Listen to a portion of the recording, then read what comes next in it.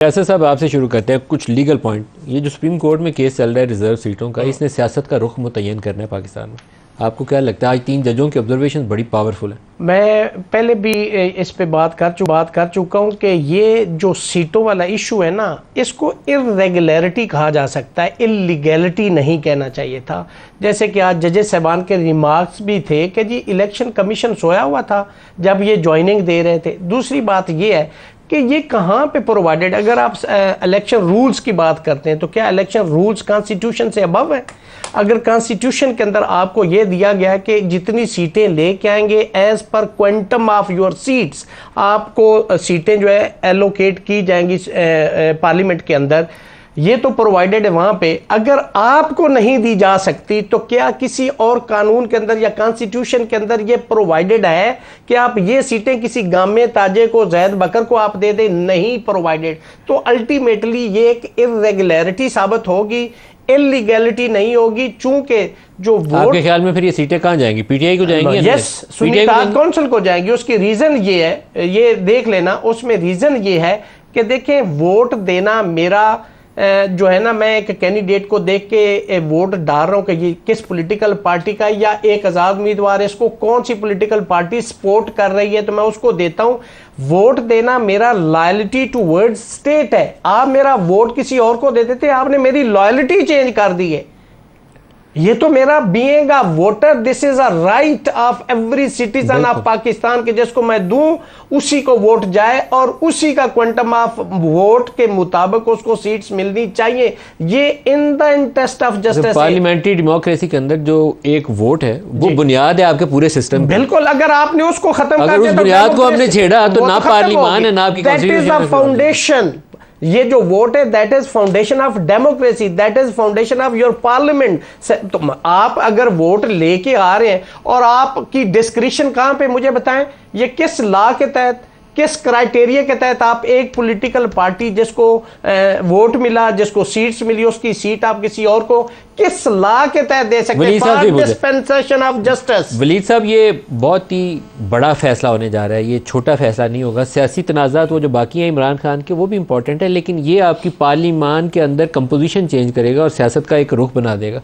आपको क्या लगता है कि सुप्रीम कोर्ट किस तरफ जा रही है? आज जो ऑब्जर्वेशन थी वो तो सुन के मुझे एक रुख मुतय्यन होता हुआ नजर आ रहा है। जी, मैं इस बारे में कुछ मोहतात ही रहूँगा क्योंकि अभी केस शुरू ही हुआ है और अभी तक एक साइड की आर्गूमेंट्स ही सामने आ रही हैं और मकालमा जो जजेस और लॉयर का आपस में होता रहता है उसका ज़रूरी नहीं होता कि वो फिर हतमी तौर पे फ़ैसले में भी आ जाए। लेकिन इसकी समत जो है, इसका रुख जो है, वो बिल्कुल मुझे ऐसा ही लग रहा है कि आपने तो कहा कि वो सियासत के उसको बदल सकता है। मैं तो समझता हूँ हमारे आइन, मेरी अपनी राय में एज ए लॉयर ऑल्सो, ये हमारी समत आहिस्ता आहिस्ता आज के इस हेयरिंग के बारे में भी और साइफर फैसले के बारे में भी मुझे लग रहा है कि हम आइन की बालादस्ती की तरफ हमारी समत जो है वो और मजबूत फुटिंग पे जो है वो जा रही है। अब मैं इस पे 2-3 और भी अल्फाज जुमले बोलना चाहूँगा, लेकिन वो आप आबिद शेर अली साहब को आप सवाल कुछ करते हैं, वो किसी टेंजेंट पे चले जाते हैं, फिर मेरी भी मजबूरी बन जाती है। अब आपने पहला सवाल किया तो उन्होंने जजेस को अटैक करना शुरू कर दिया।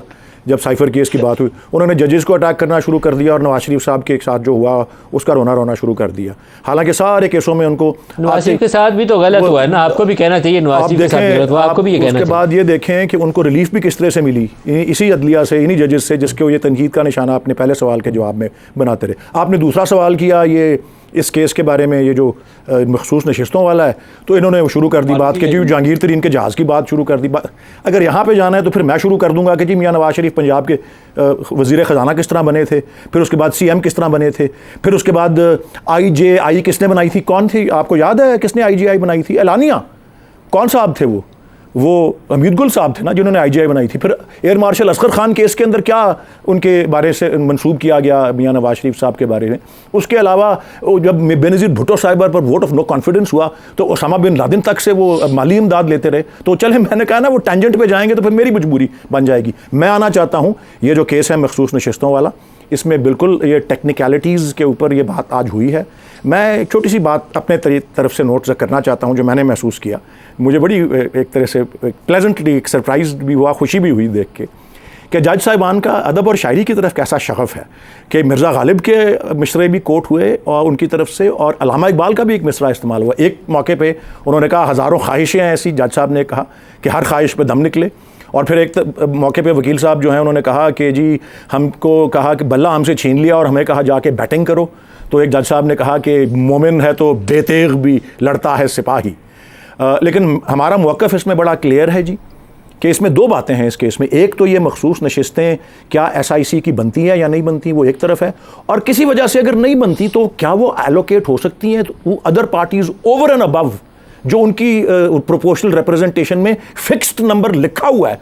भाई आपने अगर 50 या 60 नंबर का पर्चा किया, आपने उससे ज़्यादा के सवाल ही नहीं किए और सारे सवाल ठीक किए लेकिन 60 नंबर के किए, आपको 70 नंबर किस तरह मिल सकते हैं उस पर्चे के अंदर? ये हुआ है इसके अंदर माले गनीमत की तरह, जिस तरह इन पार्टीज़ ने आके, पॉलिटिकल पार्टीज़ ने पार्टी बन के, और इलेक्शन कमीशन ने उनको मौका दिया, 3 दिन बैठे रहे इस पर, फिर मौका दिया कि आप भी पार्टी बन जाएं।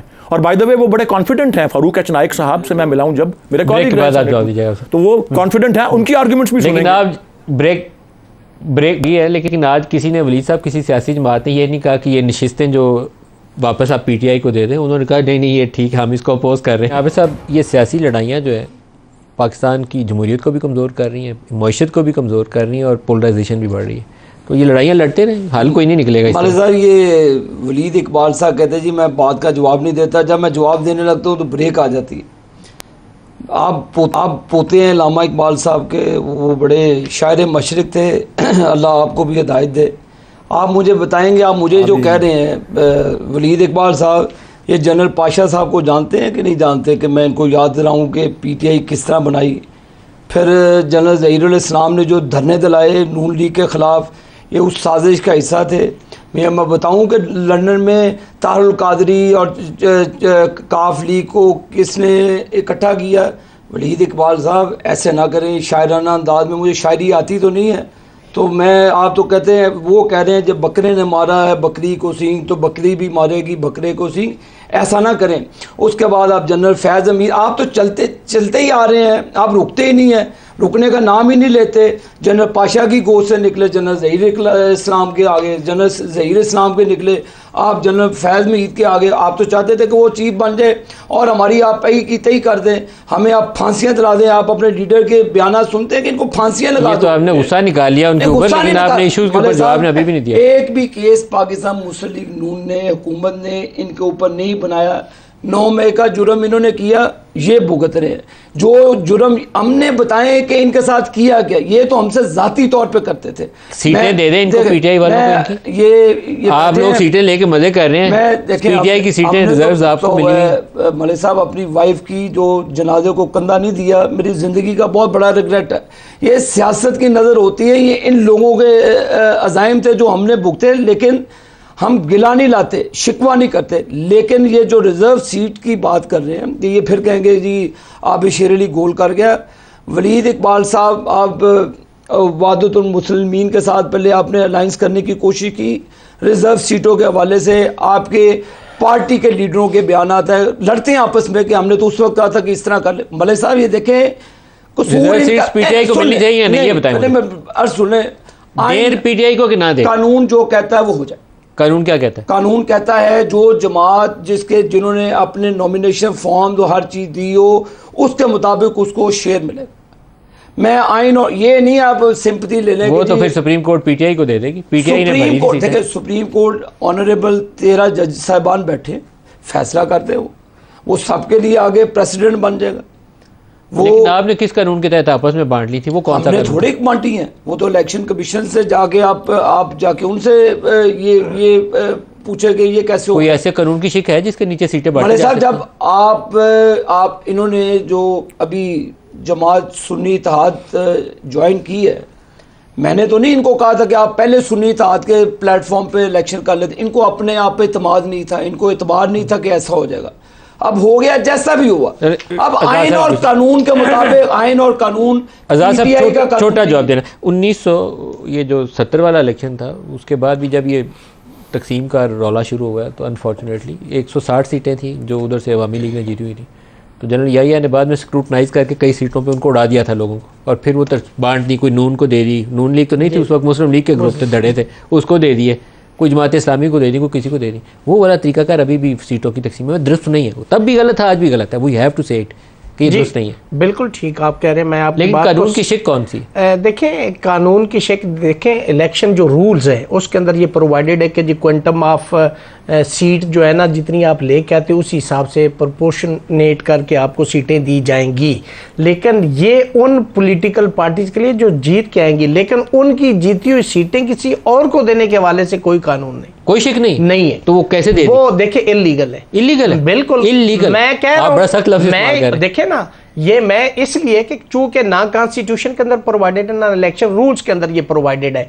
आप देखें जिसको जो वोट मिला है, जिसका राइट था, आपने आज जैसे जजेस साहबान के रिमार्क्स भी सुन लिए कि जब वो 3 दिन के अंदर आपने पॉलिटिकल पार्टी को ज्वाइन करना होता, आप आजाद जीत के आए, वो ज्वाइन कर रहे हैं, इलेक्शन कमीशन को नहीं पता कि वो किसको ज्वाइन कर रहे हैं, वो मना कर देते कि जी इनको आप ज्वाइन नहीं कर सकते, ये तो इलेक्शन ही नहीं लड़ के इलेक्शन कमीशन क्यों मना करता? जिधर मर्जी जाए आप, जिधर मर्जी जाए। ना, इट वाज देयर ड्यूटी। आपने उस कैंडिडेट को जो जीत के आया उसको आपने उसका राइट देना है। वो देखे आ रहा है, उसको गाइड करना इलेक्शन कमीशन की जिम्मेदारी है। उसकी रीजन ये है कि मेरा एक राइट है ना कि मैं आ रहा हूं, मैं एक सवाल करता हूं जल्दी से। जनरल मुशर्रफ के दौर में जब पीपल्स पार्टी पार्लियामेंटेरियन बनी, उनको मखसूस सीटें क्यों नहीं दी गई? फिर वो भी तो पीटीए और पीपल्स पार्टी से निकल के, नून लीग से निकल के टाइम खत्म हो गया, फिर दोबारा इसको डिस्कस करेंगे। आबिद शेर अली साहब, रियासत अली आज़ाद साहब, वलीद इकबाल साहब, सबका बहुत शुक्रिया। आज